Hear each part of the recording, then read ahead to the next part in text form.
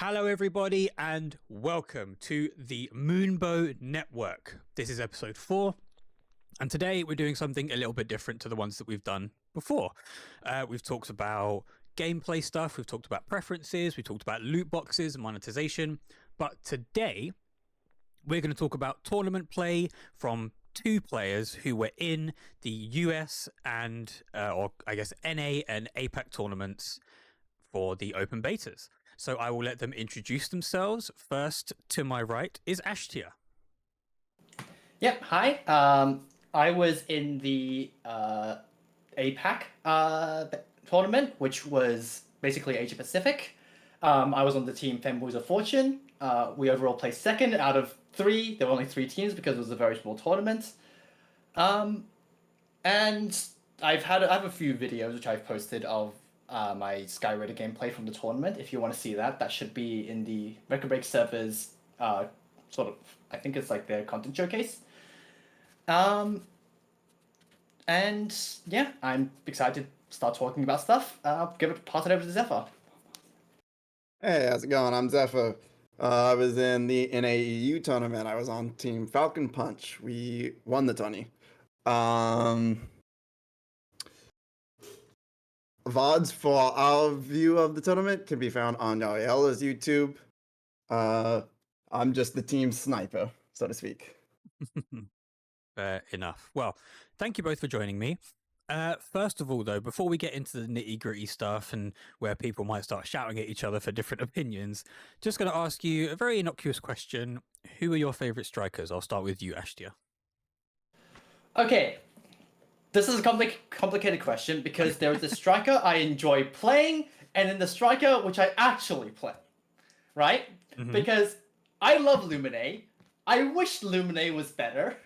I wish Lumine could. I am the Lumine main, which I can't even say that because in the tourney I played mostly Skyraider, because Skyraider is the one that's actually good and I still enjoy. But I also do play a bit of Welkin as well. But I didn't really play that one during the tourney because we had a Welkin player and we don't want to double up. Fair enough. Melee supremacy, I've got to say. Welkin, Panther, sometimes Ali, and I'm looking forward to the new one as well. What about you, Zephyr? What is your favorite striker? Okay, so my favorite striker currently is Falcon. Do I play Falcon? No. That is Brother Frank, area of expertise on Falcon. The striker that I play is Narukami. Now I do enjoy playing Narukami, but if I were to say, like, do I want to play Narukami? Not exactly. But Narukami is the closest to my more innate playstyle, so I play Narukami. Fair enough. Thank you very much for those thoughts. So, Ash has very kindly written some notes out regarding her thoughts on everything regarding tournament play, potential metas, and stuff like that. But instead of just going down the list like it's something that we have to stick strictly to, I'm just going to throw out a couple of things and try and get some thoughts. So, first of all, one of the most important parts of competitive play for any game, multiplayer, single-player fighting games, is the meta. What do you think right now is the current meta from the build that you played during the open beta? So when I say meta, I mean, do you need 2 healers, so say Pinaka and Lumine? Do you just need 1 and a couple of snipers to cover them? Stuff like that. What are your thoughts, Ash? I think anybody who says Pinaka is a meta is deluding themselves. Pinaka was where it tuned as of open beta, but I think that is just something that's going to get fixed. It was the first time we saw that in practice. There's no way that's going to like that. Okay. Aside from that, I don't think double healer is particularly going to be meta. Mostly because healing in this game it's not as bouncy. It doesn't take like 2 seconds to heal someone to full, right? In Mecha Break compared to something like Marvel Rivals or Overwatch. healing is more of a thing which you do outside of combat, with the exception of Panaka. Well, we only have 2 healers, but Panaka was, even with Panaka, actually, I'd say you want to back out to actually get more healing. But because healing is something which is primarily done out of combat, I don't think having more healers scales as well as, say, Marvel Rivals, where triple healer is currently meta. Mhm. Aside from that, double melee was really strong in open beta. I think. Did Falcon Punch run double melee, or We ran double you? melee, and we even ran triple melee for one match. Okay. How does triple melee work? I mean, obviously you've got the 3 ones like Ali, Panther, and Welkin, but like, how did you have range support in that, or were you just so good that you didn't need any? So in the match that we ran triple melee, we did obviously the 3 melee strikers, Narukami, Aquila, and Panaka. Oh, okay, interesting. It is a very aggressive way to play. It's a more situational thing. We did it in response to Mercury Shipyards. Well, we did it. The map we were on was Mercury Shipyards, and we did that in response to Gun Bunny's extremely ultra heavy, like both Triceras, Stego.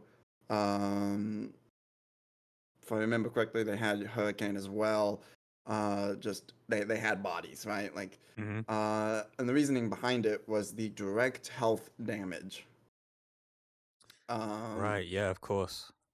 It is a very aggressive tactic. It is very much a in your face.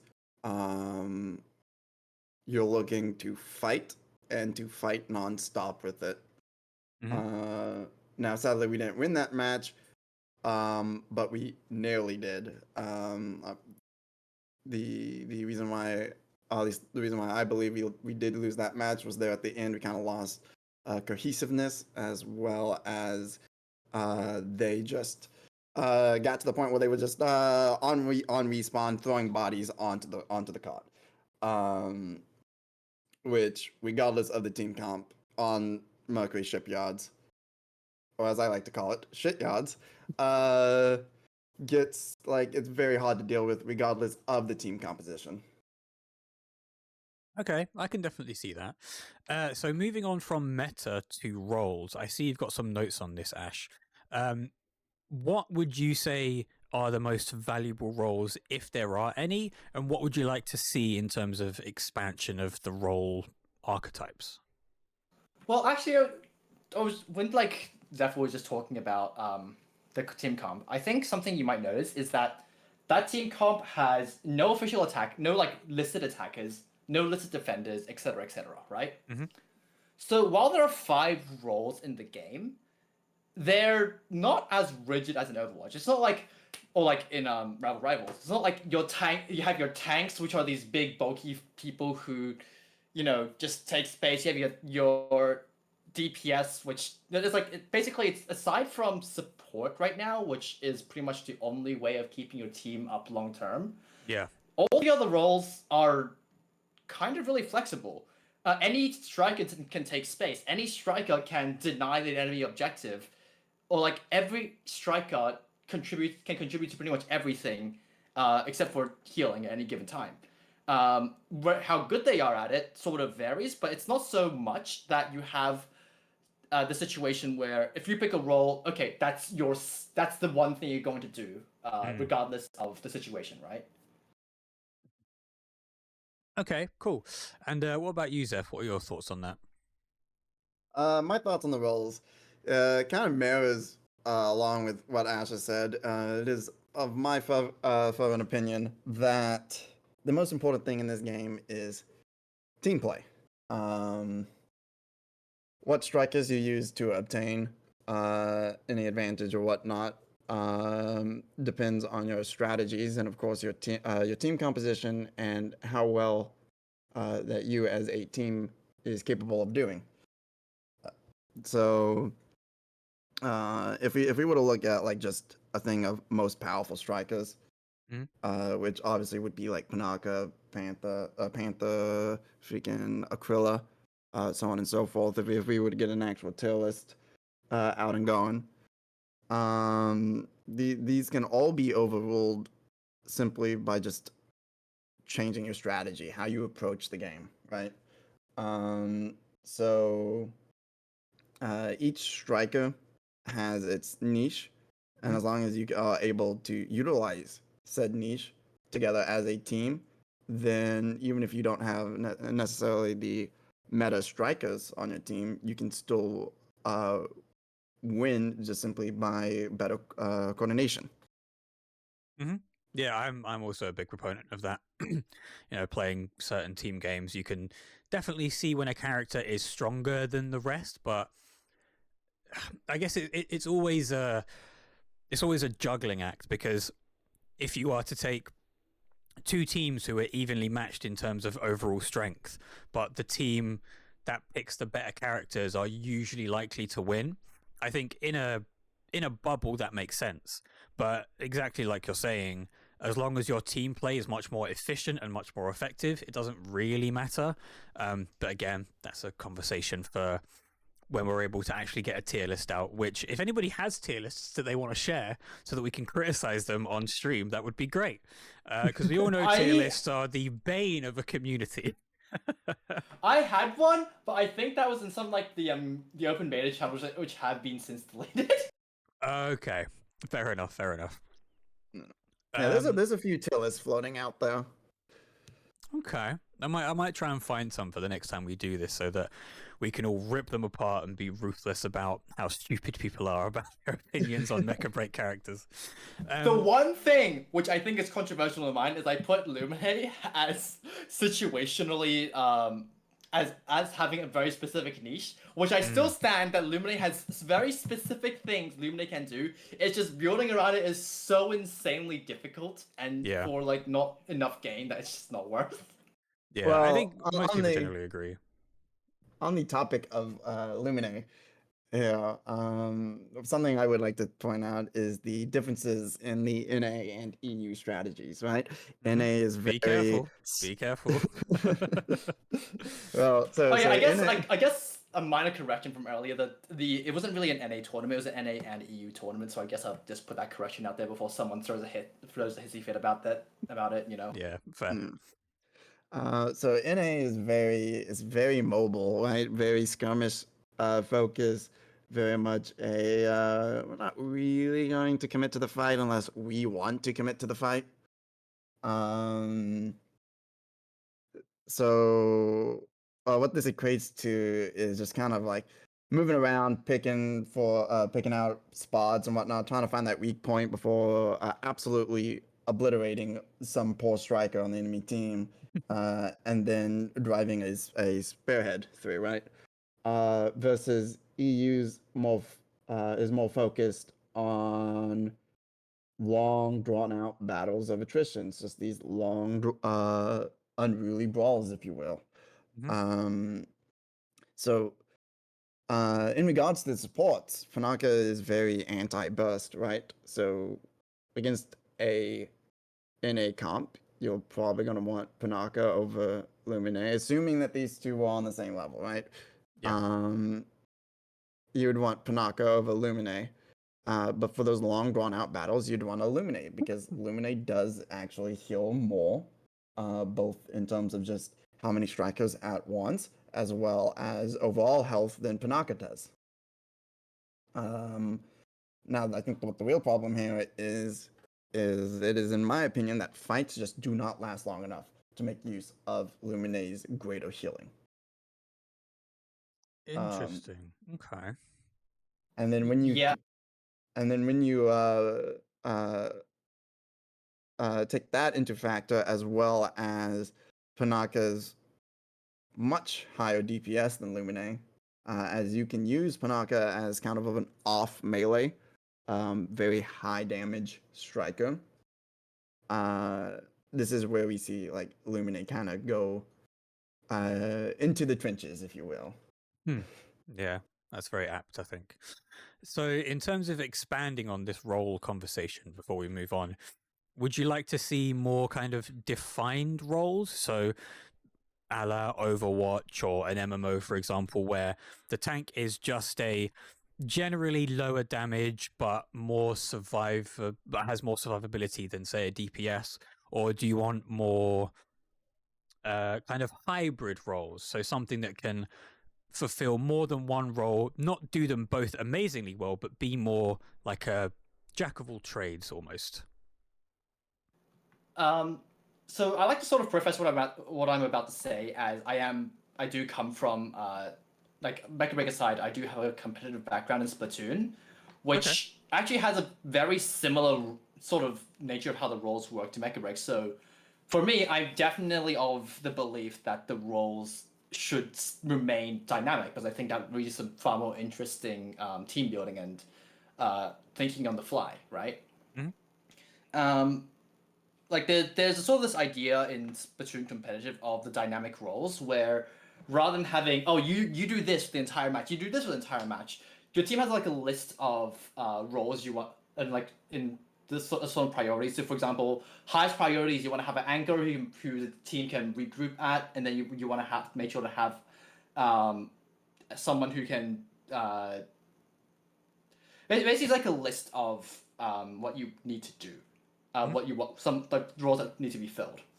And I've always found that to be so much more interesting to play around than just having these really strict roles. And I think that's very important in Mecha Break, because there's also no changing strikers in the middle of a match. So if strikers get put into fixed roles like that, where things become more rigid, it's also way harder to mix up your strategy in the middle of a match, which means certain like games can just be decided at character selection, right?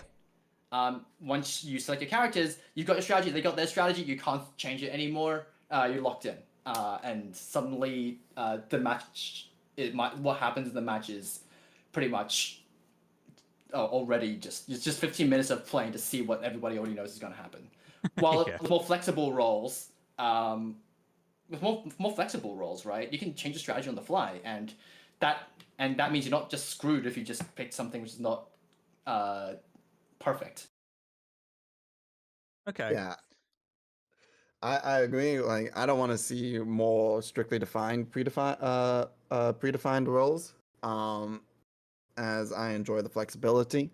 In fact, one of the highest contributing reasons why I don't actually want to play Narukami is it is so predefined.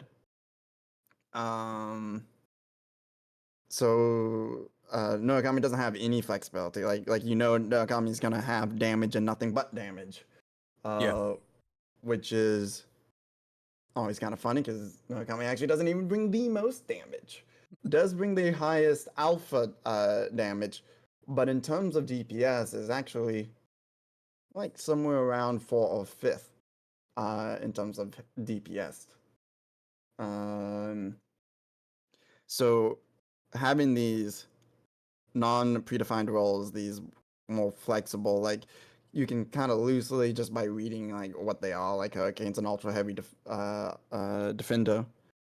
You can kind of like loosely get an idea of what they're gonna do, but even with that being said, like using Hurricane again as an example, despite being an ultra heavy defender, can be quite effective on the offense, especially when you need to get to a point and set up very quickly. Those decoys of Hurricane as well as that shield are very effective in that, despite being a defender.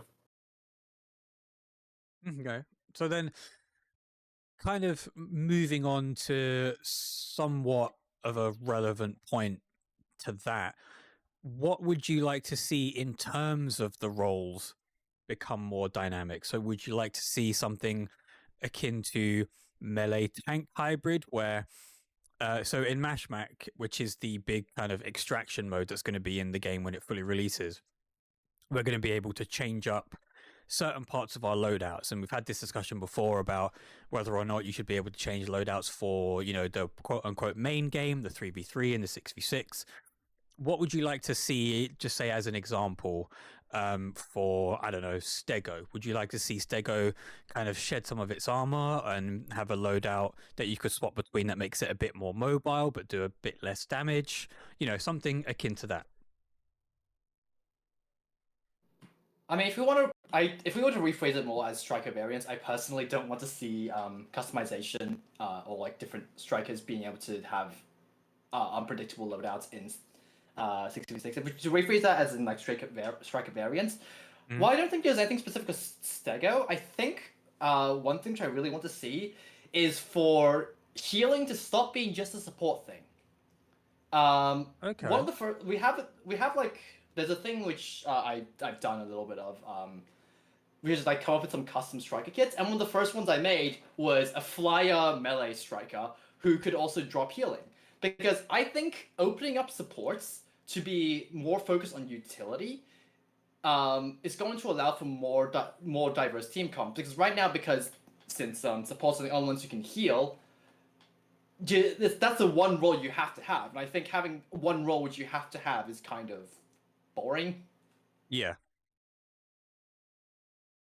And it's not like the existing strikers don't have utility they could base their kits on more if they gave healing to more strikers, right? Trice already has healing besides it anyway. But Lumine has jet wings, which is an incredible ability if it actually worked. Yeah. The energy changes completely new to it. I'm telling you this. When you see a Tricera zooming from point A on Mizra to freaking the shuttle at the speed of sound. Okay, this is that's half of it. The other half is the energy region, and that doesn't fucking work anymore because of the changes. Okay. And I am still so mad about that. Because they've been shadow nerfing that thing.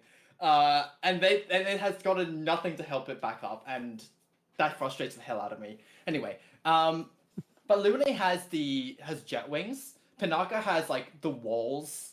Has like the walls, which I think would be so much more interesting if they worked as actual walls instead of as another thing used to deal damage. Just a crazy burst damage attack. Yeah, I agree with Yeah, that. it's like I saw the walls like, oh my god, you can like set this up on objectives and create cover and to like, but no, they even lock on it anyway. But both the strikers that support already have utility, like have really good supportive utility. And if we were to remove the healing part and apply that to like other strikers that could also do that, I still think they would remain as interesting strikers. So that's not the main thing. I want to see healing on more strikers than just supports. Interesting. So this kind of reminds me of I don't know if anybody knows about the MMO Blade and Soul, where there was somewhat of a Trinity system where you had characters or classes or whatever they call them in that game that were better at keeping aggro and better at tanking, but they didn't necessarily have to be the tanks. Everyone had like defensive and self-healing abilities. Everyone was capable of outputting some pretty crazy DPS as well, as long as you knew the optimal rotation. So are you saying something like that, where you would want strikers to be just a bit more diverse? Maybe not take on a whole nother role, but say a melee has a bit of team utility with, I don't know, a 5-second shield or something like that. So nothing too crazy that redefines the role that they already are, but adding a little bit of spice onto it. Yeah, absolutely. And in fact, there's like some strikes already have a bit of that. And as of the open beta, Narukami had a bubble shield, which if you were cheeky, you could sometimes use that to actually back cap. I don't know if you've ever pulled this off, but So the only thing about that is they can still see you capping like actively. They won't be able to see you specifically, but you'll get a red ring. Or the enemy team will see a red ring of you capping it. Which does negate the invisibility if they're paying attention. But the bubble shield is still up, so it's still like, blocks. It can, with how fast the capping speed is, if they don't react immediately, it's still pretty likely to get the cap off, I think. One full Inferno charged shot will break it. Okay. So again, Well, it's one of those like incredibly situational things, right? I guess Yeah. the argument would be if you're able to make the enemy team focus solely on a specific point on the map, or if you're able to close them in somehow and somebody sneakily goes round and tries to backcap, it could work. But it's an incredibly risky move, especially as F is saying, if one charge shot from Inferno is just going to completely negate it. It's one of those plays where it's like you don't see it for 6-7 months, and then somebody pulls it out completely randomly in a tournament, and you go, "Oh, that was so sick!" And that kind of stuff, I think we also need as well. I think Yeah. I did that once actually during the APAC tournament. I can't remember. I can't remember if it was in that tournament or if it was in one of our practice rounds with who ended up with the winner of the tournament. But I think I actually did pull that off once against them.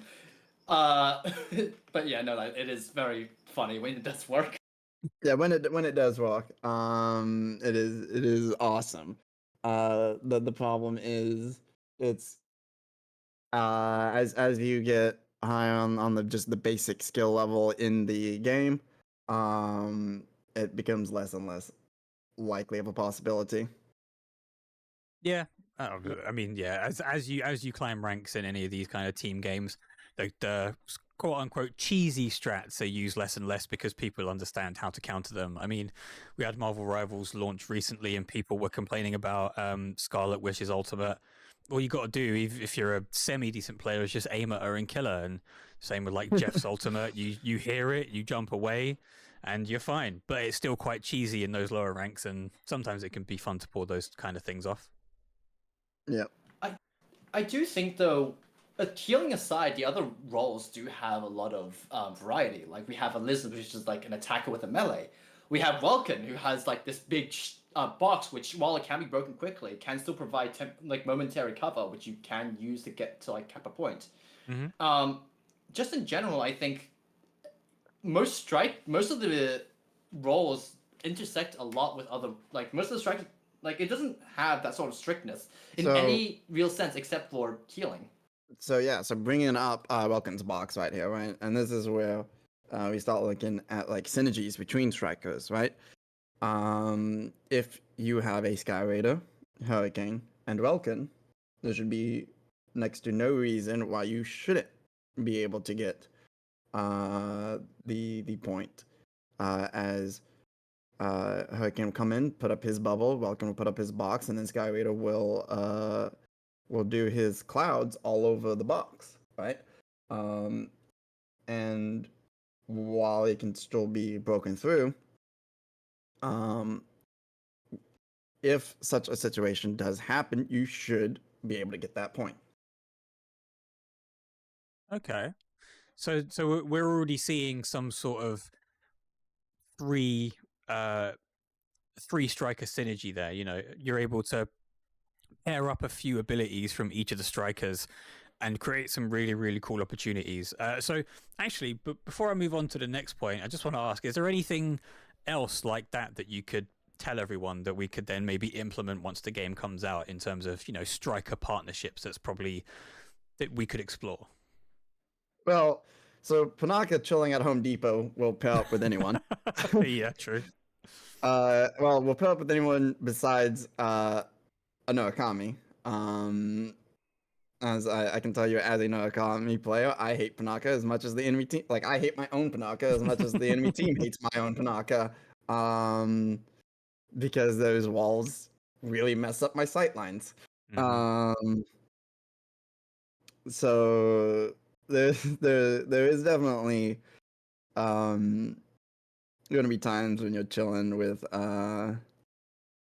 where you have that disharmony between strikers like Panaka and Murakami, but Tricera and Hurricane's decoys. So Tricera's turret is a huge, a huge lock on priority.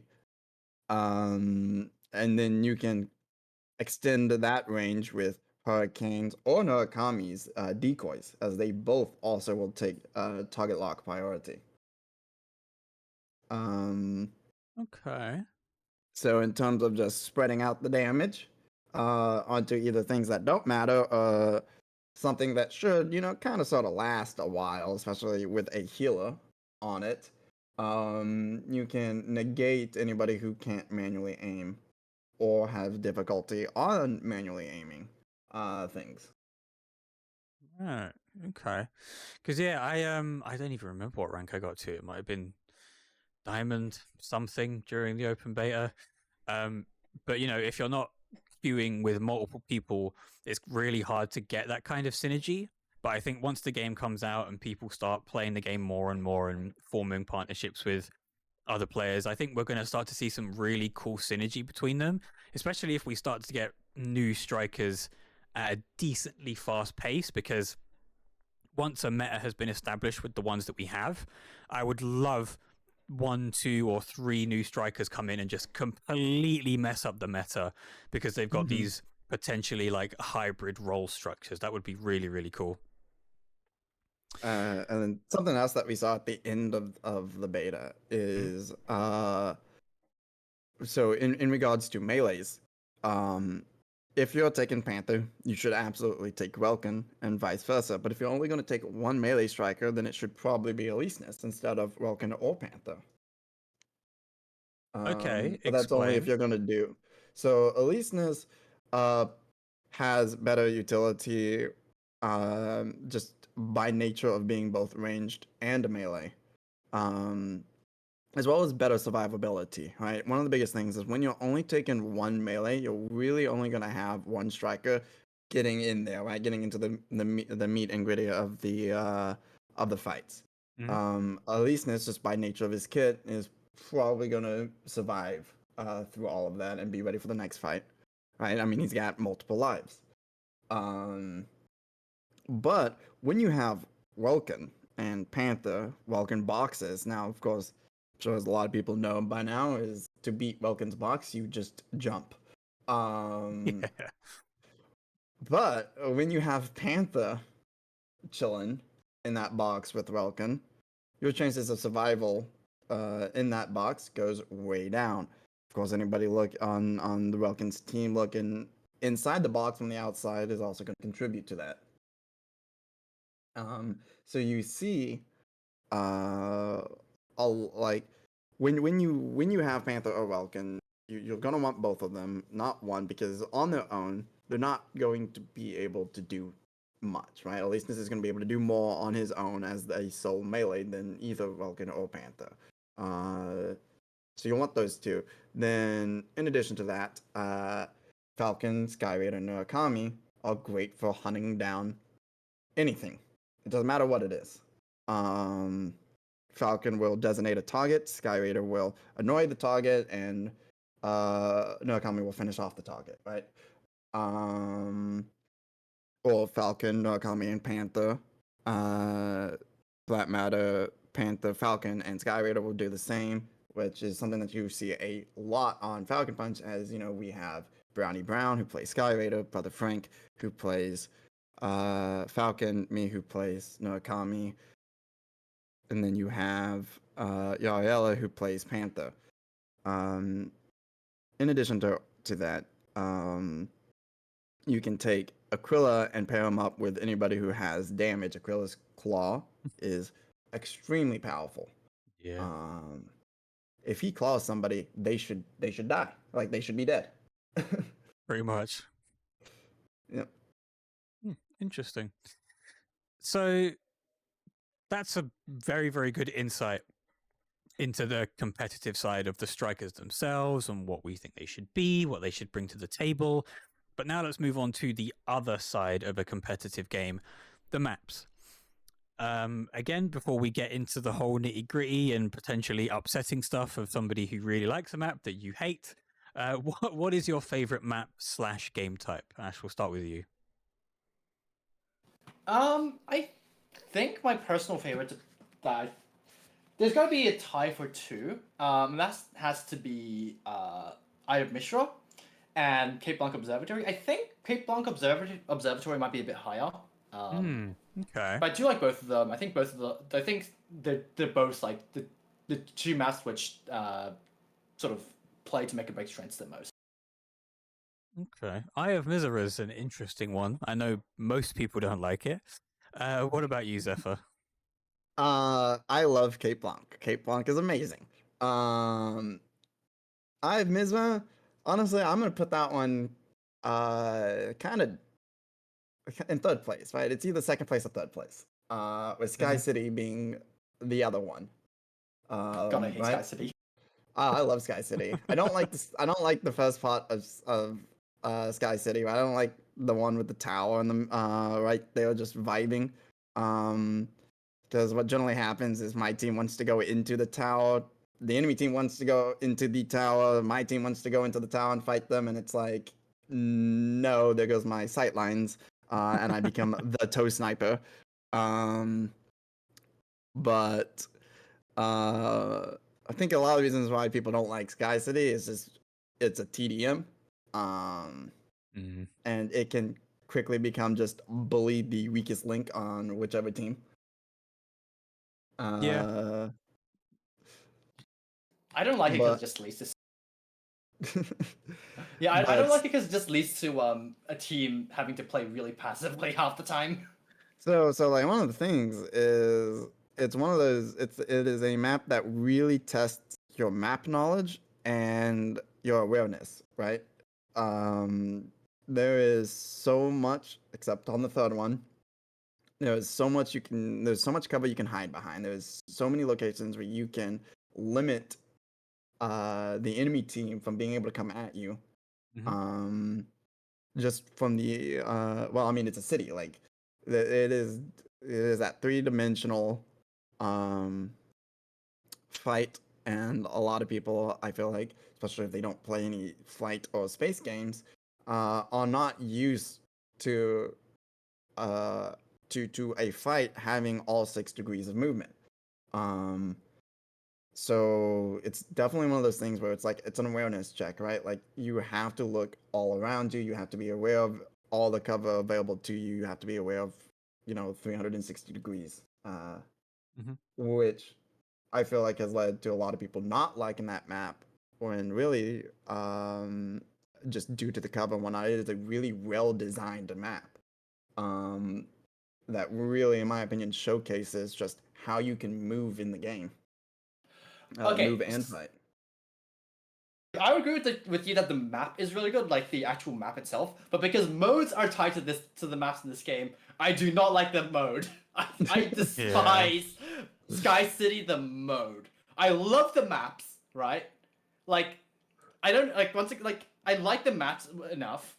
I think that could I think they're a bit on the small side, but I still think they are really cool. I think I don't think they could work well as a 3v3 map. But the thing I hate most about it is the mode.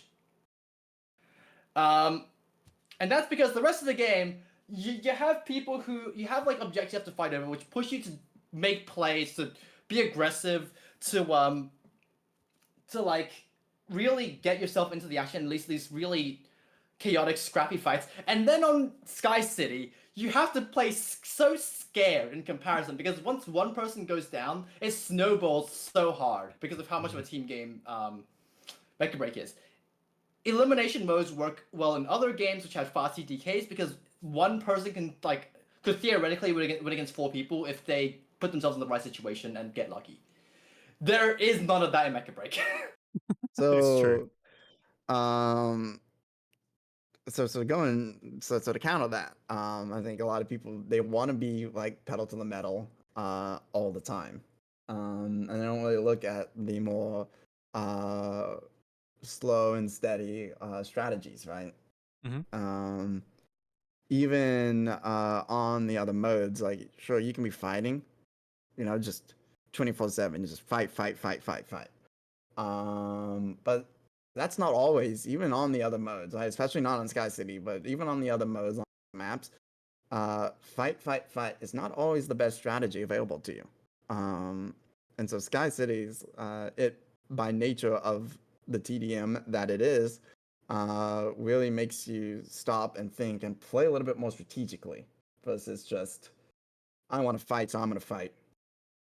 Well, I don't think it's necessarily I want to fight, so I want to fight. It's the fact that you're not encouraged to make plays, right? You're not encouraged to put yourself in harm's way, and you're more It turns you from being a more proactive player. It doesn't reward proactive play as much as it rewards reactive play. I feel like. Do you agree with that as much, or? I say the opposite is true. So it's one of those things, and this goes back to like the different when I was stating the differences between NA and EU strategies, right? China, for that matter, I don't know if you've seen too much of the Chinese gameplay. They like to do what we like to call a bunker comp, right? It's that ultra heavy. I'm gonna sit in one spot, wait for them to come to me. Versus the skirmishing strategies of NA, right?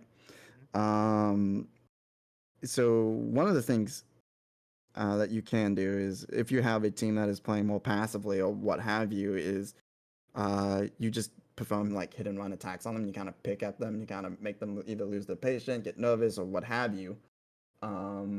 You wait for them to mess up, right? And there's multiple ways you can do this. You can do it by being more passive, or you can do it by being aggressive and picking at them, right? Just like you weak there, nope, go somewhere else. You weak there, nope, and just on repeat. Somebody is going to make a mistake at some point, regardless of the comp, and then you capitalize on said mistake. Well, I can see both of your points for sure. I think there's just an element of how you approach an elimination type of game, because I think most of them that I've played where you stay dead, there is an additional objective to it. So the first example I can think of is like say Counter-Strike or Call of Duty, where planting the bomb is the objective, but if you're able to wipe the enemy team, then that's also the end of the game. But with Sky City, there is really no other objective. It's just you have to fight each other. So I think in order to encourage people to think of the game mode as a lot more strategic than it appears to be, there needs to be some additional element of objective in there so that it isn't just about one team trying to overcome the other and not dying. It's about one team trying to overcome the other while also forcing focus on a separate objective. I don't know what you two think about that, but that's just from my experience in the games that I play. The same as Rainbow Six Siege as well. You know, having another objective there means that it isn't just about who dies first. I mean, Sky City does have some degree of objectives. There's the respawn beacon, but yeah, it's not really a win condition as much as it is. If you're in the lead, you want to protect that so the losing team can't get to it. Yeah, and Zephyr, what about you? Flashback to ages ago when I survived in a 1v6 on Sky City until the storm got me. Yeah. That was a match. God, actually, I hate that part as well. You like the hunt for the last person is so annoying because like they can go anywhere. Like they can just stall it out if they want to. Especially if they're striking that can stall, they just have to run away. And like it doesn't matter if you are 4-1. There's nothing that forces. I was enjoying the game of cat and mouse. I loved the game of cat and mouse. Sure, you like it, but that doesn't mean I like it. I enjoy it if I'm the one, because it's hilarious to watch, especially a team that generally hasn't got the awareness of the map, to see them running around after you. But it's incredibly frustrating, especially if you're the team and you're trying to find a Narukami, for example. I hate that so much. So to be honest, I think if they didn't add a separate objective like a bomb or whatever, then I would really like to see Sky City turn into just a TDM. So 2, 3, 4 second respawns after you die and you're straight back into the action. And I think giving players that opportunity, especially in a map and a mode that's so polarizing, would ingratiate a lot more people to that map specifically and allow them to understand it a little bit more in a much more casual environment where you just kind of go balls to the wall. You die, it doesn't really matter. Well, I actually don't like the idea of putting into a deathmatch, because the reason I queue up for 6v6 is for objectives. I don't want to play deathmatch, but I do think one variation that they could take inspiration from is if you ever play Titanfall 2 North Star, like the North Star mod. Yeah, I loved Titanfall 2. Did you play the North Star mod? No. When the servers are down? No. To be honest, I haven't played in a long time, just because it's dead now. Fair But yeah, I did when it was around. So there was a mode that was like a fan-made mode called Fastball, um, which was named after, which was named that because at the start of the match, you got thrown in by BT, which was sick as hell. But what I liked about it was the win condition, right? You could wipe the entire enemy team, but there were also 3 consoles around the map, and hacking those would respawn the entire team. And victory was determined by who had the most consoles, but won the time it hit 0. Right. Okay. So first of all, like, I get that. it meant that if someone went down, it didn't feel like okay, well, they have numbers advantage. It's just basically impossible for us to pull back now. There was actually something you could do. But second of all, it actually, gave it actually gave like a like a win condition to, like, if you're the one person that's on the enemy team, you had to do something, right? You had to engage with the enemy team, Yeah. to find your win condition.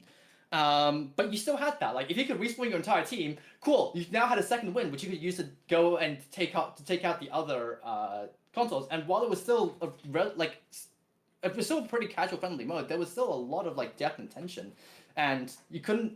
And there's a lot of still playmaking potential in that mode. Yeah, I can see that. But I also just mean having a TDM on Sky City is just a good way to introduce people to a map with incredibly low stakes. There will be people that take it super seriously, even if there isn't a ranked version of TDM. But Sky City to me seems like the perfect map for a TDM to encourage people to learn it a little bit more. And then if they feel comfortable on the map and they think they're pretty good on it, then, send them into the elimination chamber and see how they actually perform. If they enjoy it, then even if they die, it just helps move the community along even more. If they don't like it and they just want to stick with TDM, that's also fine. Right. So in terms of maps, yeah, what did you specifically dislike about maps from playing it in not only a tournament environment, but in terms of just playing it queuing up with randoms? Did you feel like they were too small, just right, too big? Were there things you'd change? Like, with Marvel Rivals now, they've got the kind of weird scenery changes where you can destroy a couple of pillars and then it blocks off the front approach and you force people to take the flanks. Would you like something like that? Let me know. So obviously, first of all, with something like Make or Break, you can't really separate the maps from the modes. So any conversation with one inevitably has to entail the other. But generally speaking, I think the maps are quite interesting. Cape Blanca obviously is like the peak map where it has like a bunch of different kinds of terrain, objectives like across the entire map. But even Aya Mishra, like there's 3 different locations which have different entrances and exits and provide different opportunities. Yeah. I think, like, even just shipyards, I definitely have my problem with the shipyard, but it has like, it has the start of it, which is like a very close tight arena. You have like the section from first console to second console, which is this relatively open area with like this with closed cover on both sides, so you could like sort of have these poke battles. Then you had like this interior area, and then finally like this really wide open area where it was extremely long sight lines, and even that, like, I think having so much variety in terrain that the fight moves between is really good. Actually, I'm curious, Zephyr, is your biggest problems with Mercury Shipyards with the mode or with the map?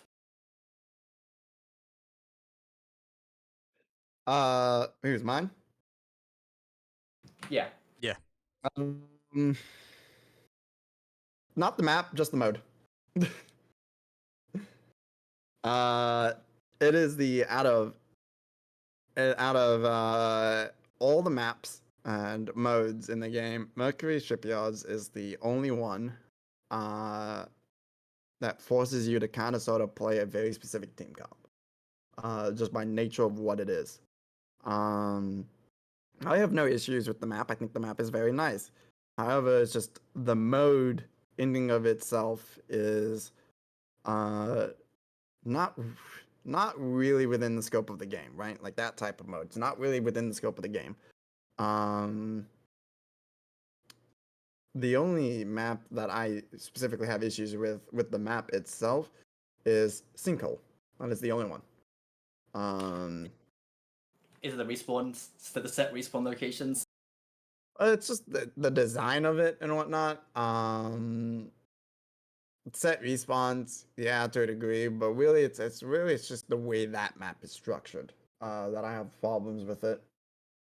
So could you elaborate more on the problems you have with Mercury? Because I personally have in my top 2 maps, and because it's obviously a payload map with a bit of a twist to it, that's probably going to be the game mode outside of maybe Sky City that's the most watched in terms of tournament play. What is it that you don't like, and what would you do to change it?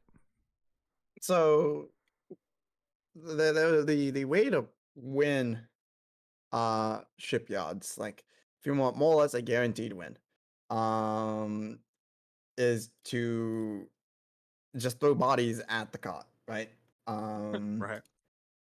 Like when you really get down to it, there isn't like any real strategy involved to winning shipyards. It is just I have more ultra heavy mechs, and I shove them onto the cart, and I sit on the cart the entire game, until I die, and then another ultra heavy on my team sits on the cart until they die, rinse and repeat. And whoever has more ultra heavies, or whoever can just sit on the cart longer is going to win. Like regardless of who actually gets the points or not, right? Like while getting the points, do give you what is it? It's like 15% progress, something like that. Something, yeah. That can be easily be negated simply by not letting the enemy team sit on their cart, or sitting on their cart, or just by sitting on your cart, right? So what you end up having here is just the way to win shipyards is sit on a cart. And that Okay. and that is why I don't that is why I don't like it. It's very boring. It's like there's no thought behind it. Okay. I mean that's completely fair, honestly. Yeah, go on, Ash. Yeah, I think one great change they could do to Mercury shipyards is to just increase the base speed of the cart without anyone sitting on it. Honestly. Yeah, something like that. Yeah, maybe. Potentially, but then because that doesn't really solve the problem of having people sit on it, because having people sitting on it, especially with Stego and Tricera, means it will go faster anyway. So the problem is having them sit on it so much that it becomes really boring, and there's no other way to counterplay other than the singular way, which is take out everyone around them and then go for the cart, which in and of itself is a singular strat and is of course very boring. So I don't really know how you solve that instead, outside of making Stego and Tricera slightly weaker. Like, what does Overwatch and Rivals do to stop that?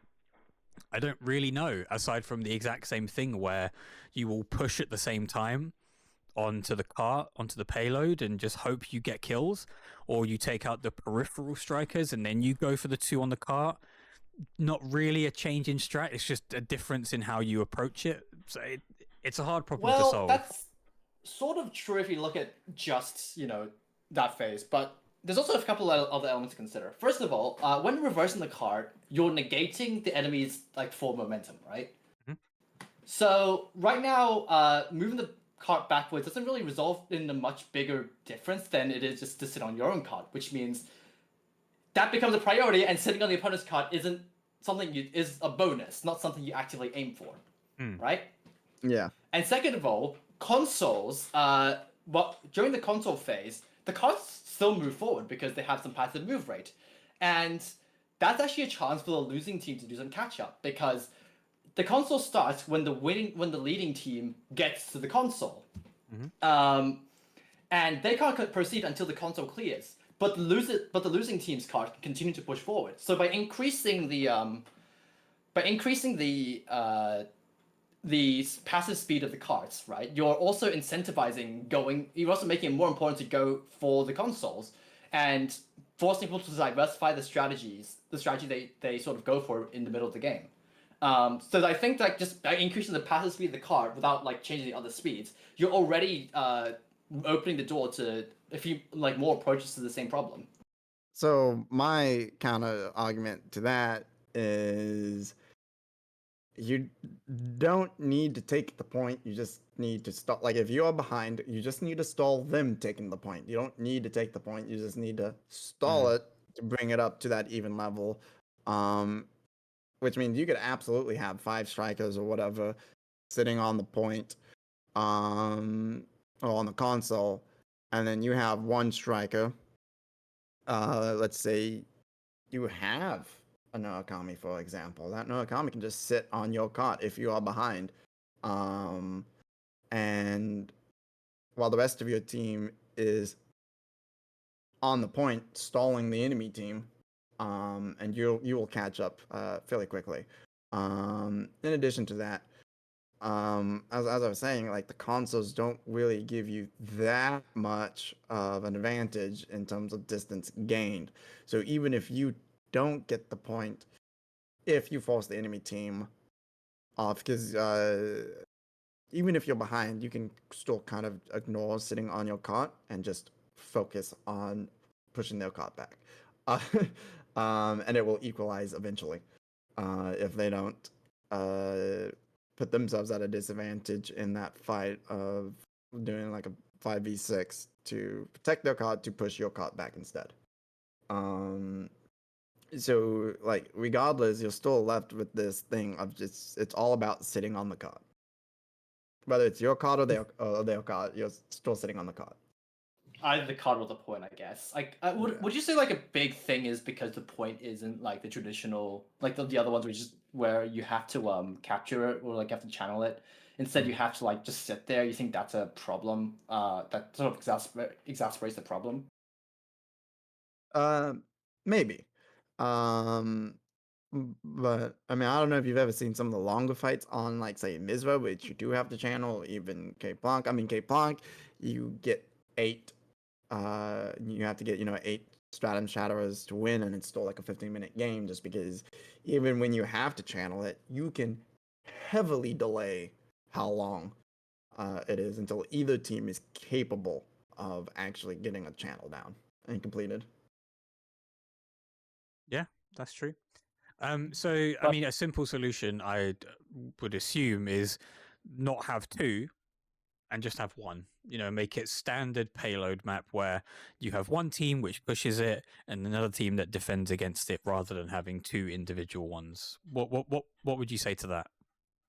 I actually wouldn't mind seeing that. I think that would be huge for the map. Now I don't think the map is necessarily currently as is designed for that. So there would have to be some map changes. But I think I would rather see that versus just there are 2 cots and somebody sitting on a cot. Yeah. I do think though is like one of the best takes on like payload I've seen. Well, here's the thing: there's not really like Mecha Makers really have asymmetrical objectives at the moment, and that sort of would break that pattern. And that's not really in tournament, right? Do you just play that map once, or do you play like multiple rounds of that map?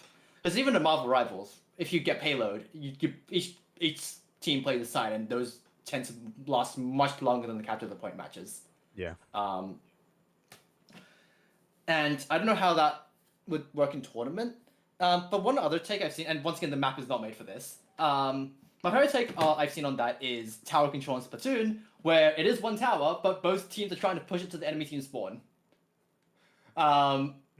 And that's probably my favorite take on it, because there's so much more back and forth, and it's sort of the way it works is actually works kind of similar to Mecha Break's cart, where Hmm. someone has to sit on it the whole time, for it to really move and for it to move. I think, I mean, obviously right now it has some passive movement, but unlike something like Marvel Rivals or Overwatch, where standing near the cart moves it forward, you actually have to you sacrifice a lot of positioning power to actually push the cart.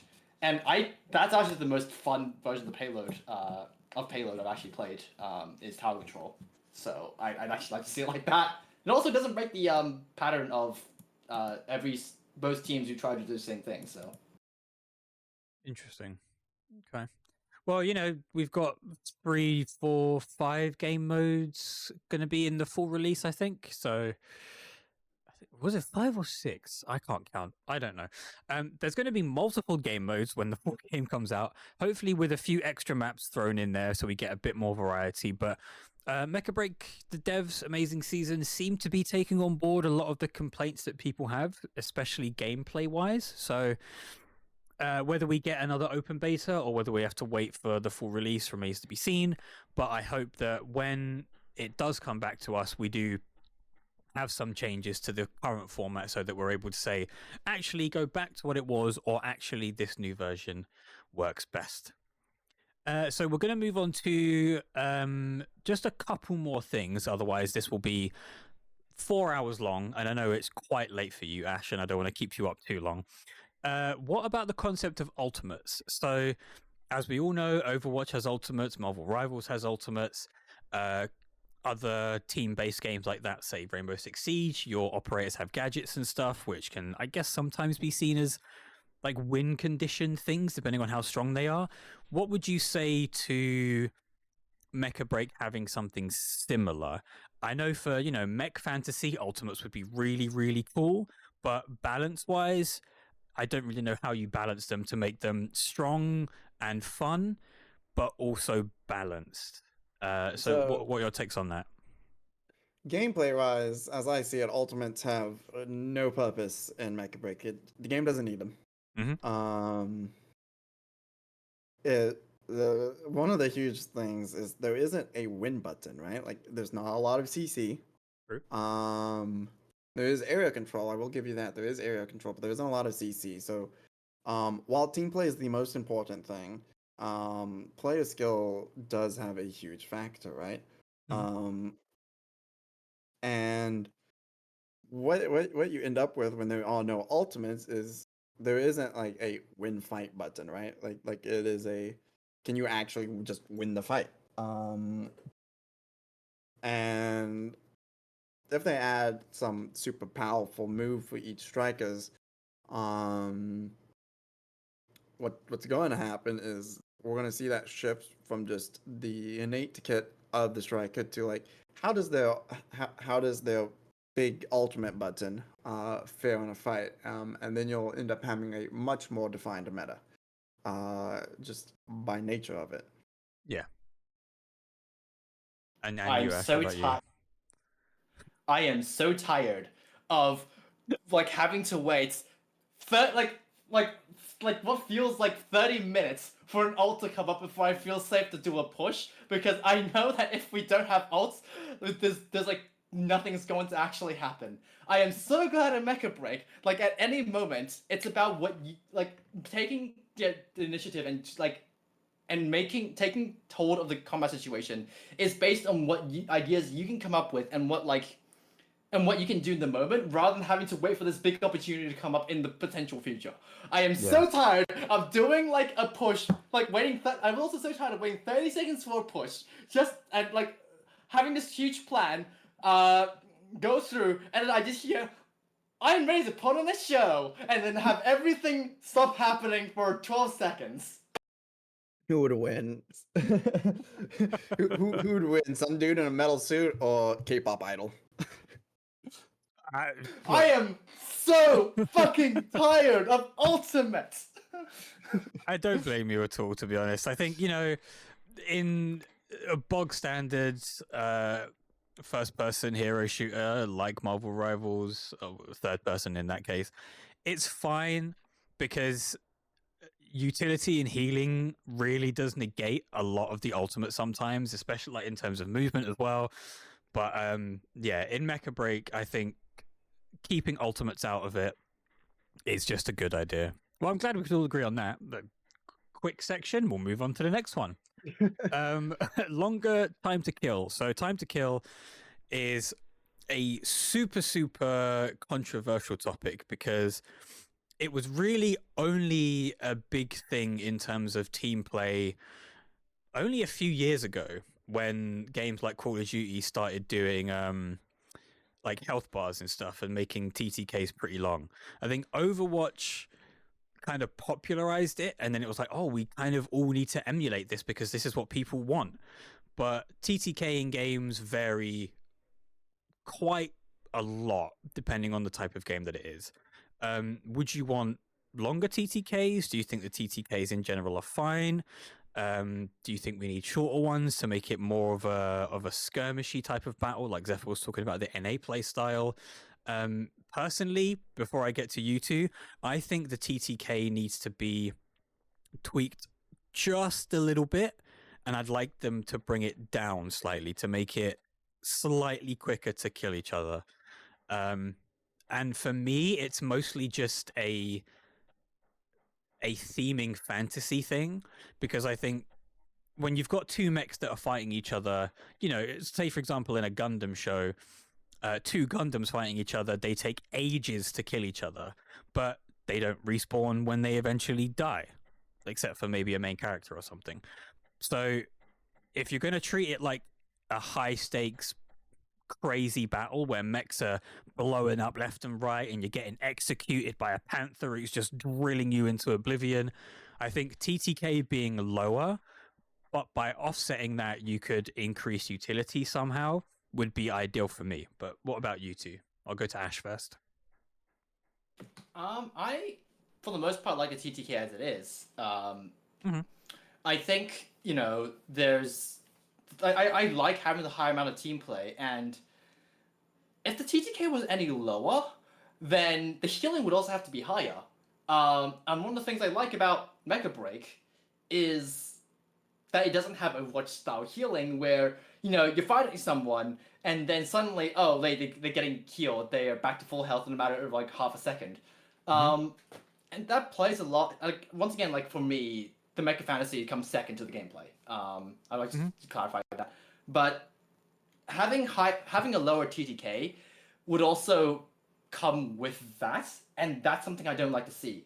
I like it when the healing is something that you can only expect if you withdraw from combat, and you can't expect people to reliably withdraw from combat if the TTK is too low. Yeah, that's true. So I sit on an interesting position with TTK here. You can be As one-shot killed by a panther. Well, since you can be one-shotted by a panther, I don't care. I think for some mechs, it needs to be a little higher. Tricera and Stego, they pop way too quickly. Just a little bit of focused fire, and where's Tricera? Like, like they pop way too quickly for what they are. I mean, their whole gimmicks is to sit down and do nothing. Like, they should be it should take a little longer to kill them than it does currently. But I think with other mechs, I mean, in some ways, you get a Panaka, oh, Illuminate, like down there. I mean, honestly, it doesn't matter, and it can take way too long to kill a few mechs. Not Tricera Stego, funnily enough, as weird as that might be.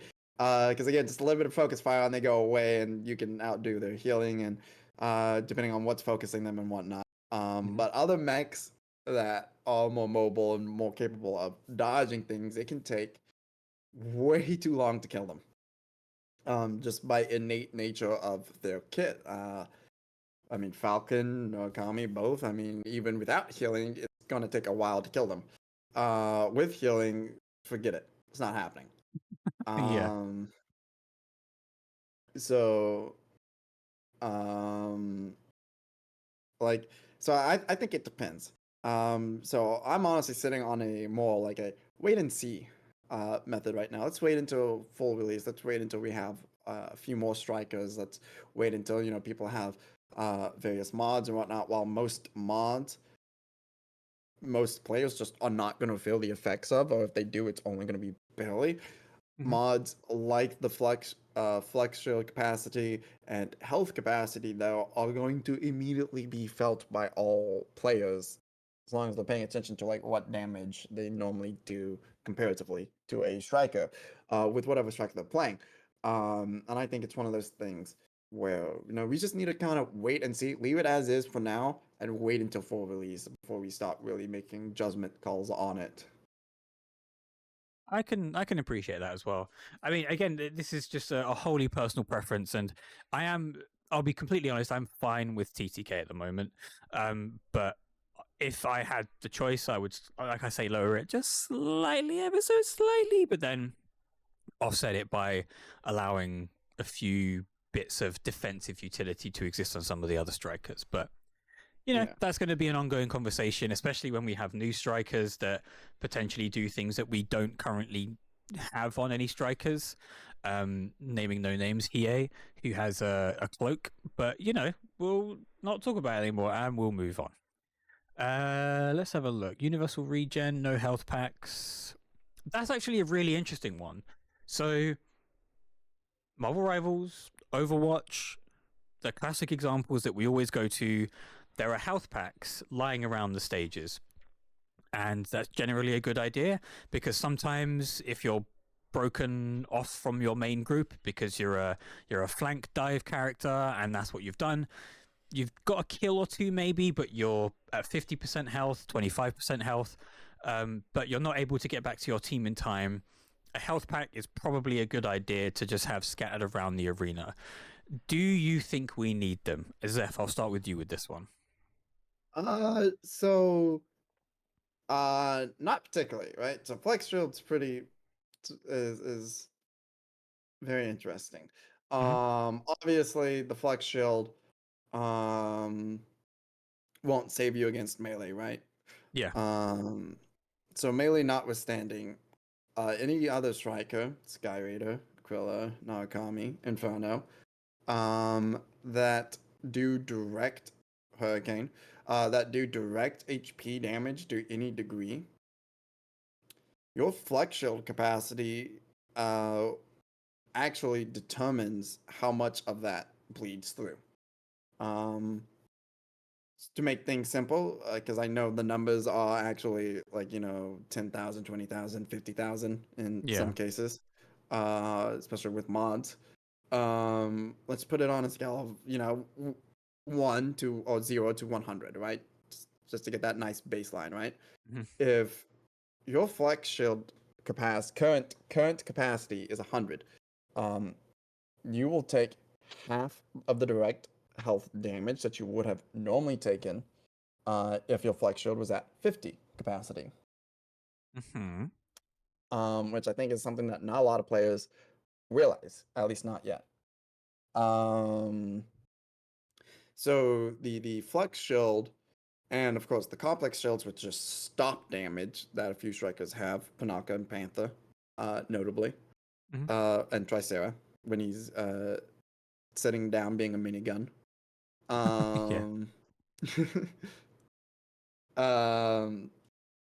Which just straight up blocks all damage until that shield is gone.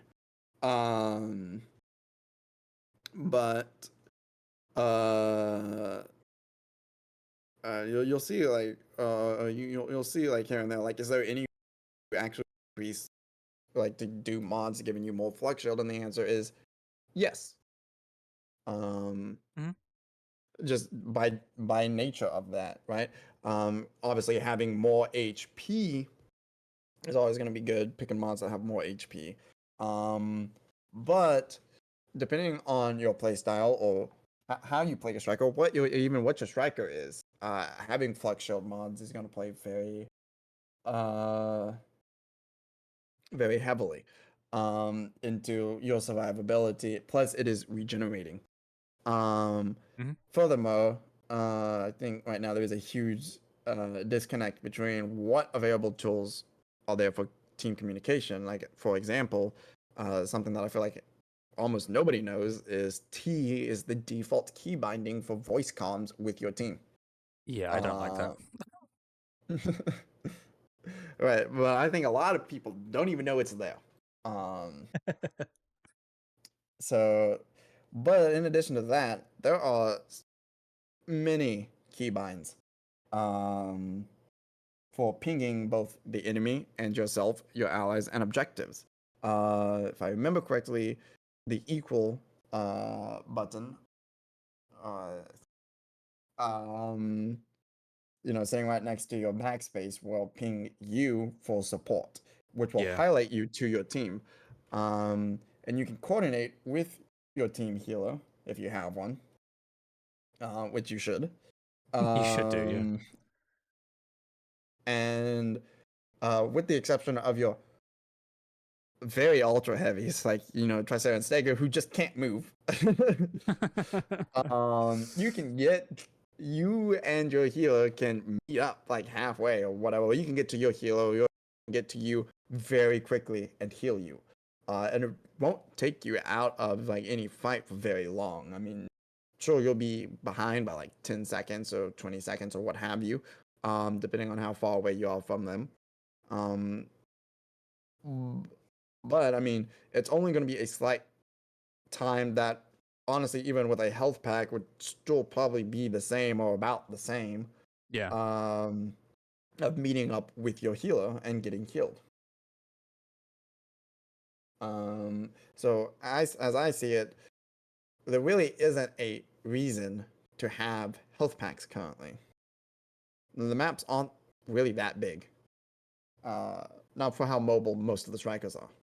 That's true. I think mobility will play a huge part in that. Line of sighting. It would kind of be like if everybody was Spider-Man from Marvel Rivals, because the level of maneuverability that character has while being a squishy means that, you get in, you get out, and 9 times out of 10, especially in a competitive ranked match, the Spidey comes right back to your team and you've got a healer there ready and waiting. I do think the main difference is, though, that the healing in Rivals vastly outperforms the healing in Mecha Break. But again, that's mostly due to the fact that your healers are mostly just healers. I mean, some of them have too much DPS, like Mantis, for example, but their healing is the priority, and that's what they focus on, and your team should at least know that. So if they need to fall back, they know that there's 1 or 2, maybe even 3 healers, like Ash was saying with the 3 healer meta, that there's enough opportunity to be able to re-maneuver yourself to get into a position where you're line of sighted for heals. Right, and this also brings up another thing of maybe why should you pick Lumine over Panaka? Well, Lumine moves at the speed of sound. Lumine can make other mechs, even Tricera, move at the speed of sound, right? And you'll never catch me. So like if you do take Lumine over Panaka, I mean, like you can heal everybody on the team like in one breath almost. Like it feels like with how fast Lumine can move. So like that's yet another reason. Like there shouldn't really be a universal regen or health packs, right? It's just because one of the healers that we do have can get to one end of the map to the other in about 2 seconds. Like that's true. That's true. And it all goes back to team coordination and team play. I think what's interesting is that you're like, and this is something which I think more is the implication of having no health packs, is that Lumine and like the general healing supports are on par with health packs are in other games. And what having health packs having health packs in those other games means is that the healers have to do more than just out of combat passive healing to actually be valuable. But because there are no traditional health packs in Mecha Break, it means the general healing can afford to be lower and still have the healers be valuable, right? What? And I really like that lower healing in general, because once again, I like it when people have to move in and out and constantly back out of fights, and that plays really well into how Mecha Break is so movement oriented and positioning oriented, and how your energy is basically your second life, is basically like another form of life. Because if you run out of energy in the middle of a fight, you're screwed. You can't get out. You're not gonna get healed. You're just screwed, right? Right. But that being said, well, also as I say it, like as it is right now with healing, like overall for all parties involved, both the healers and the non-healers, right? Like you need like this additional skill of and you have to have more awareness, right? Like it is like forcing you to play better. yeah, and also that's also something like a side effect that I like is that it makes people. It sort of removes the expectation of getting pocketed, because in Marvel Rivals Overwatch, it's like if people die like, oh no heals. I can't heal you so much that you survive. Even if even if I did heal you, you'd still be dead. Yeah. That expectation is gone, and I really prefer having that pressure off. But that being said, I still think one problem with having no way of recovery outside of the support strikers is that it makes it really hard for your team to regroup. And that's why I really want to see a recall feature, where it basically puts you back onto the respawn screen without incrementing the death timer. Because so otherwise, the way the death timer works, it actually doesn't like it's not increasing based off of your deaths. It's increasing based off of time in the match. oh really? That was per death. No, it's not per death. Death has nothing to do with it. Okay. It is solely based off of have you spent a minute in the match or have you spent 8 minutes in the match. Okay. That is what determines death timers. Wow. I did not know Okay. that. Yep. And the only reason why I know this is I have a 1.2 like whatever average deaths, right? So it's like it's not like I'm unkillable. I do die, despite what some people believe. I do die. Yeah. But I die so rarely, and usually it's after like I have been in a war of attrition against literally the entire enemy team, the entire match, and I almost never get healed. Now this is namely because I So almost never ask for just support.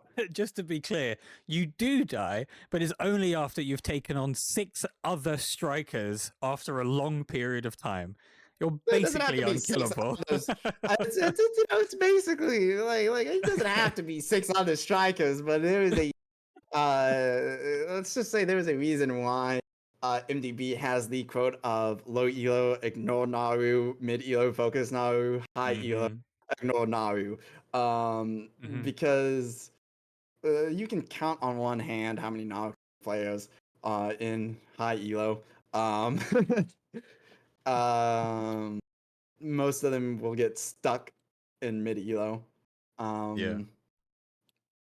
And the ones that don't get stuck in mid elo, like by that point in time, it's like Falcon, right? Like Falcon's gonna die a lot, and low like when the Falcon is not very good, the Falcon is gonna die a lot. When the Falcon is really good, the Falcon's almost never going to die, right?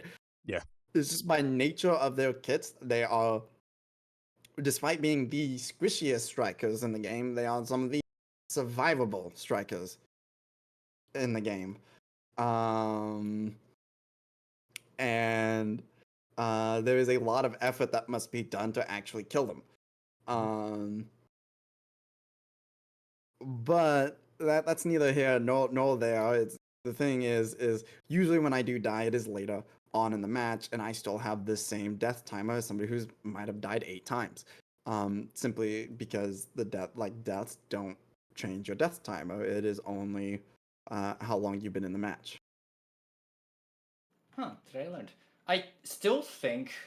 Okay, well, I still think it would be nice to have some sort of option to just recall and regroup because, it can be. It's a really big pain to do that.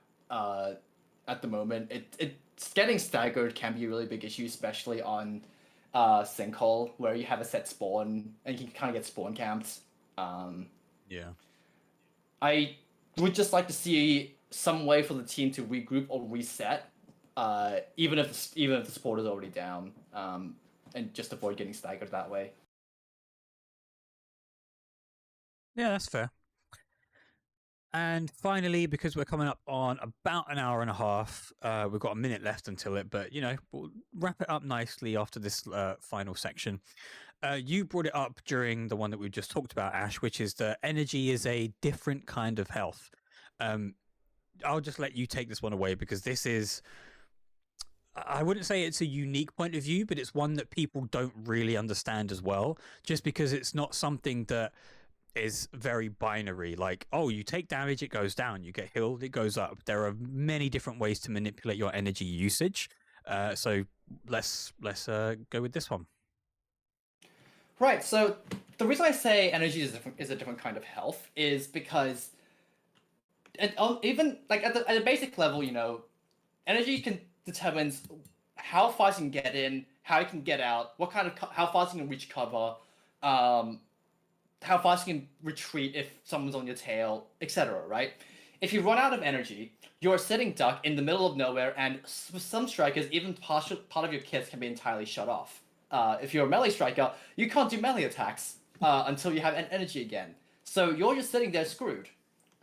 And on a higher level than that, you start to get into lock breaking, which since I think Open Beta actually increased the time it took for most strikers to lock on, it became really feasible to actually dance around enemy strikers using your energy as basically a way to prevent them from being able to fire on you. And that is actually Luminae's main way of surviving, because Luminae has such a huge energy pool. Luminae can just burn energy to break locks and dance around even melee strikers and be practically impossible to hit if played correctly. And if you can't do your hit, you can self-heal, which makes Luminae another one of the incredibly survivable strikers if you play her right. But that sort of means that there's sort of a timer ticking down from the moment you start engaging, right? When you start an engagement, part of what you do to win is you're trying to force the enemy to burn as much energy as possible while trying to minimize your energy consumption and trying to find like small windows to catch your breath. Because the moment that energy hits zero, if you're not out, if you don't have an exit plan, if you're not already in a safe spot by then, the time to kill is short enough that you're just dead if the enemy has like their wits about them. You will get focused, and there's nothing you can do about it. No striker in the game can survive getting focused like that right now. So that sort of means that having a way to get energy back becomes such a valuable asset if it actually worked. But some of the energy changes made us that you can't. One of the energy changes that you can't regen energy while using it. But basically, if you're even in a fight, right, and there's like Korai crystals around you, if you play around those, you can extend survivability not just by the Korai crystals masking your signal, making you so they can't lock onto you, but giving you that extra mobility makes you practically impossible to pin down. I once held three people at the bottom of a sinkhole one time as Luminae. There were just three people just hard focusing me, because I was just dancing in between the EIC crystals, and that I was holding them there for a whole 5 minutes. They just couldn't get me because I just never ran out of energy. So energy is very much like another kind of health. You can use it to break locks, you use it to reposition, and the moment you run out of it, you run out of your main evasive tool and the main way you have to mitigate damage. That makes Me total forcing sense to other me. people to run out of. So yeah, one of the strategies, one of the reasons why I am so hard, I make other people run out of energy when they're chasing me. And if I run out of energy while I'm invisible, they're out of. We play a funny game. Narukami is all mind games. But those EIC crystals, I mean, they regen your flex shield while you are healing. While you are taking damage, will say you have a Falcon, right? Falcon cannot do anything to you if you are sitting on an EIC storm, no matter what he does. Not EIC storm, EIC crystal. No matter what he does, anyone without direct health damage if it's just them, they probably are not killing you while you are sitting on an EIC crystal, even if you just stand there, looking at them, which is really funny. So those crystals, for both this point and last point, are huge. I think it is like of my fervent opinion that everybody should on every map where are the EIC crystals because they all have them. They're basically health packs. I mean, Yeah. like you have your shield, which regens. You have it regens your EN, which, as I sort of explained, is like a different kind of health you have. It's another way for you to mitigate damage. They're basically health packs. Yeah. Yeah, it's very easily classed as like a secondary health pack in that it doesn't directly obviously heal you, but it allows you the opportunity to get out of a situation where you can't be healed and into one where you can. So Absolutely. so just as a final thing, not moving on, but just kind of extending this topic just a little bit, would you like to see items being equipable that give for example, temporary boost to EN regen or a temporary boost to consumption so that it takes longer to consume in like the melee assault boost? Something akin to that. Would you be in favor of those, or do you think the system that we have now, where there's, say, 1 or 2 strikers in particular, one of them being Panther, who can refill up to a certain amount? I think the system that we have currently is fine as is. I don't think we need to have items and whatnot to give like a temporary advantage or what have you. Although it would lend to more flexibility or more strategies, I don't feel like the overall that needed. Fair. And what about you, Ash? Striker who... I mean, yeah, I'm sort of in the same boat. Like, it does sound like something you find in MOBA. Like everybody, you get to equip one item, which you can use one time during the match. That sort of starts to feel like ultimates, doesn't it? It's like you have this one big play button, which can turn the tables around. Yeah, like I already said my piece about ultimates, so I guess that it doesn't have the thing with like a timer, but still, I don't like the idea of like having an entire play based around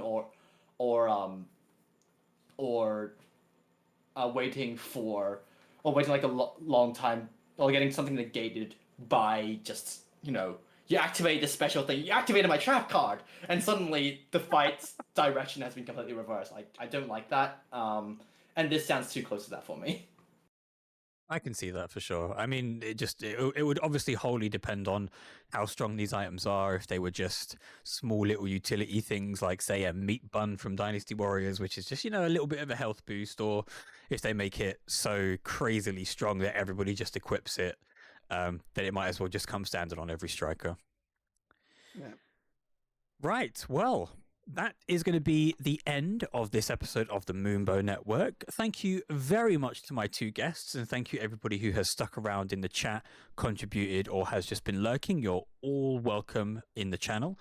As a few last remarks, have you got anything to say? Anywhere people can find you, Zephyr?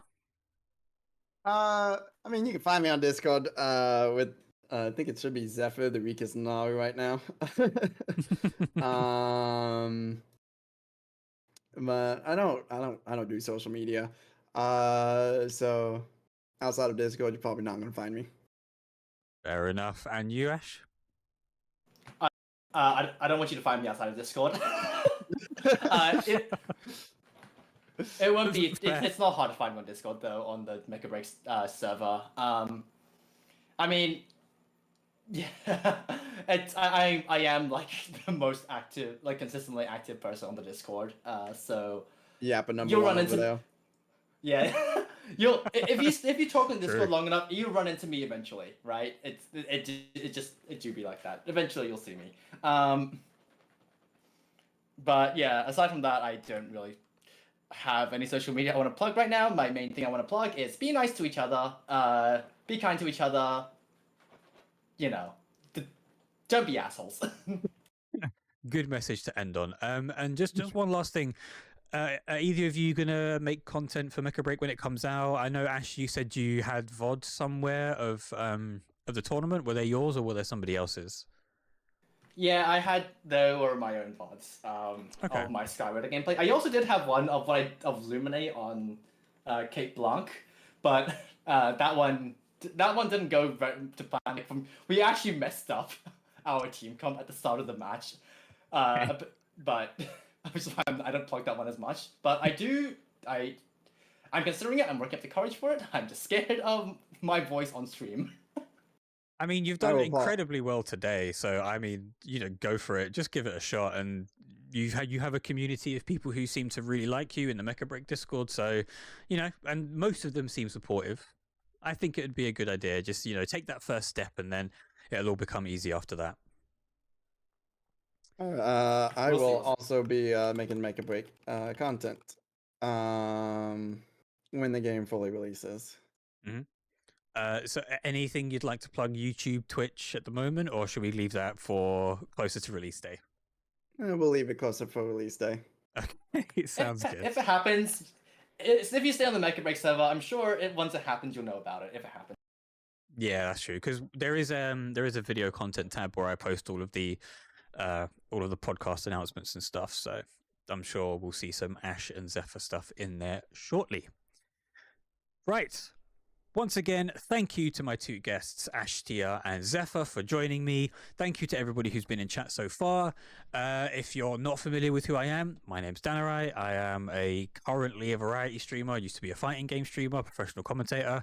I'll be doing Mecha Break pretty much exclusively, like alongside the odd game here and there as soon as MB comes out. But I love mechs. I'm starting with the Gundam card game very soon. I'm going to an event next week.